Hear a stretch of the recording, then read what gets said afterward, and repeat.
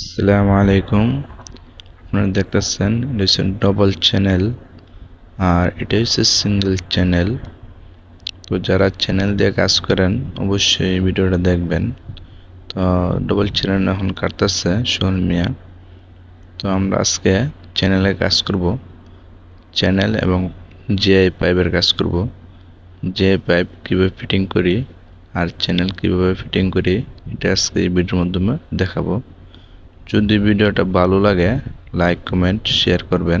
আমি আবারও চ্যানেলটা তারপর দিল, আবার গ্রাইন্ডার দিয়ে আস্তে আস্তে কাটতেছে, দেখতেছে যে কাটিং হয়েছে কিনা। তো আপনার যারাই কাজ করবেন খুব সতর্কভাবে কাজ করবেন গ্রাইন্ডারের কাজ, কারণ গ্রাইন্ডারের স্পিড অনেক বেশি। এর জন্য ভালোভাবে গ্রাইন্ডারটা ধরে নেবেন, তারপরে কাটবেন, ঠিক আছে। তারপর গ্রাইন্ডার দিয়ে সুন্দরভাবে মিল করে নিল চ্যানেল। এটা হচ্ছে সিঙ্গেল চ্যানেল। তো এটা হচ্ছে চ্যানেলের কেলাম, এটা হলো চ্যানেল।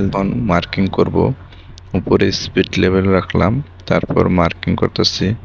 আপনার এভাবে মার্কিং করবেন স্পিড লেভেল উপর দিয়া। জেনারেলি লাগাই নিলাম, আপনারা ফেক্সিল লাগাই নেবেন, কারণ ফেক্সিল একটা সেফটির কাজ করে, যে আপনাদের যদি কোনো কংক্রিট মংক্রিট চোখে মুখে না আসে এই কারণে।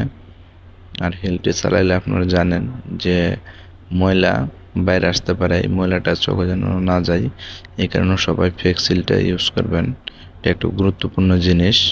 আর আমি দেখতেছেন হোল করতেছি হেলটি দিয়ে, এখানে অ্যাঙ্কের বল মারবো। তো আপনারা দেখতে থাকেন ভিডিওটার মাধ্যমে কীভাবে আমি চ্যানেলটা এখন ফিটিং করি। তো প্রথমে আমি জিজ্ঞাসা করব, অ্যাঙ্কের বলটা আগে মারবো, হ্যামার দিয়ে একটা বাড়ি দিব এখন। তো আপনারা ভিডিওর মাধ্যমে দেখতে থাকেন। এই যে আমি হ্যামার দিয়ে এখন বাইরেতেছি, আমার অ্যাঙ্কের বলটা মারা, অ্যাঙ্কের বলটা আমার মারা হয়ে গেছে। তারপর আমি নাটটা টাইট করতেছি, হাত দিয়ে টাইট করে নিলাম। তো আপনারা প্রথম হাত দিয়ে নাটটা টাইট করে নেবেন। তো আমি আস্তে আস্তে হাত দিয়ে টাইট করে নিতেছি, আমি টাইট দিয়ে নিতেছি। তো আপনারা আস্তে আস্তে হাত দিয়ে টাইট দিয়ে নেবেন। তারপরে স্পিনার দিয়ে আমি এটা ভালোভাবে টাইট দিব। তো আপনারা দেখতে থাকেন ভিডিওটা কীভাবে আমি চ্যানেলটা ইনস্টল করি এবং ভালোভাবে বসাই। তো আপনারা দেখতে থাকেন, দুনো হাত দিয়ে দুনো দিক থেকে টাইট করে নিলাম। দেখতেছেন দুনো দিকে আমি ভালোটাকে টাইট দিয়ে নিলাম। তারপরে স্পিড লেভেলটা উপর রাখলাম যে আমার লেভেলটা ঠিক আছে কিনা। তারপর আবার আমি স্পিনারের সাহায্যে আবার টাইট দিতেছি। আপনারা যারা নতুন ভালোটা টাইট দিয়ে নেবেন, চ্যানেল যখন বসাবেন যদি টাইট না দেন তাহলে চ্যানেল বাইরে আসে পড়তে পারে। তো ভালোটা টাইট দিবেন। দেখেন ওটা চ্যানেল সুন্দরভাবে ফিটিং করে নিলাম। তারপর কেবলটা একটু বেন্ড করে নিব, কারণ আগের দিকে হালকা একটু বেন্ড করে নেবেন যারা কেবলটার কাজ করেন। তো আমি একটু বেন্ড করে নিলাম, কারণ আমি একটা পাইপ ঢোকাবো। দেখতেছেন আমি পাইপটা ঢোকাইতেছি। তো আপনারা যা আগে বেন্ড করে নেন, তো পাইপটা যখন ঢোকাইবেন সুন্দরভাবে পাইপটা বসবে। তো আমি আগে একটু বেন্ড করে নিলাম, এখানে পাইপটা সুন্দর বসে গেছে। তারপরে তো আপনারা দেখতে থাকেন কীভাবে চ্যানেল ক্লেমটা লাগাই। তো আমি প্রথমে চ্যানেল ক্লেমটা খুলে নিলাম, তারপর একটা ক্লেম চ্যানেলের ভিতরে ঢোকাইলাম, আরেকটা ক্লেম এইদিকে ঢোকাইলাম। তো আপনারা দেখতেছেন কীভাবে ঢোকাইছি। তারপর আমি নাট বোল্ট টাইট দিয়ে নেব, আস্তে আস্তে আমি হাত দিয়ে টাইট করতেছি।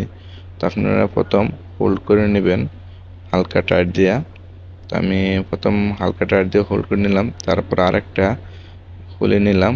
তো এটা নিচে লাগাইবো, নিচে লাগাইতেছি। আপনারা দেখেন নাট বোল্টটা আস্তে আস্তে হাত দিয়ে টাইট করে নিতেছি। তো আপনারা এইভাবে আস্তে আস্তে হাত দিয়ে টাইট করে নেবেন। তারপরে মিটার টেপ দিয়ে নেপে নিলাম কতটুক আছে আমার। তো যাদের যতটুক দরকার অতটুক রাখবেন। আমার 10 সেন্টি দরকার ছিল, 10 সেন্টি রাখলাম। তারপর স্পিড লেভেল দিয়ে আমি লেভেল করে নিলাম। তো আপনারা স্পিড লেভেল দিয়ে লেভেল করে নেবেন। সবসময় স্পিড লেভেল আপনাদের সাথে রাখবেন, কারণ স্পিড লেভেল দিয়ে যখন লেভেলটা দেখবেন তখন পাইপটা একদম সিধা বরাবর আসবো। তারপর আমি নাট বোল্টটা টাইট দিয়ে যাচ্ছি, স্পিড লেভেল দেওয়া সিধা করে নিলাম।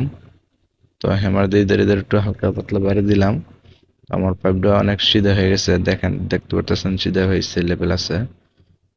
স্পিনের সাহায্যে আমি টাইট করে নিতেছি, দেখতেছেন এক পাশে আমি টাইট দিয়ে নিতেছি। তো টাইট হয়ে গেছে আমারটা।